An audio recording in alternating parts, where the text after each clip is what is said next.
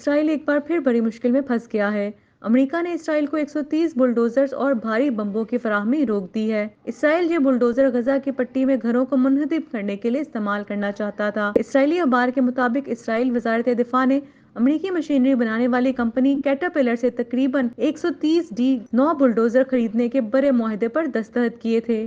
اخبار نے اسرائیلی سیکیورٹی ذرائع کا حوالہ دیتے ہوئے کہا کہ امریکہ نے حال ہی میں غزہ میں گھروں کو مسمار کرنے کے لیے ان بلڈوزروں کے استعمال کی وجہ سے معاہدے کو منجمد کر دیا ہے۔ اس معاہدے کو منجمد کرنے پر امریکہ پر بڑے پیمانے پر تنقید کی جا رہی ہے۔ اخبار نے لکھا، ذرائع نے دعویٰ کیا ہے کہ اسرائیل پہلے ہی بلڈوزرز کی ادائیگی کر چکا ہے اور امریکی اسٹیٹ ڈپارٹمنٹ سے برآمدی منظوری کا انتظار کر رہا ہے۔ اسرائیلی اخبار کا کہنا تھا کہ یہ پابندی ایک ایسے وقت پر عائد کی گئی ہے جب اسرائیل کو بلڈوزرز کی اشد ضرورت ہے۔ رپورٹ کے مطابق اسرائیل فوج ایک ماہ سے زیادہ عرصے سے جنوبی لبنان میں زمینی کارروائیوں میں مصروف ہے اور خطے میں استعمال کے لیے اضافی D9 بلڈوزر کی ضرورت ہے۔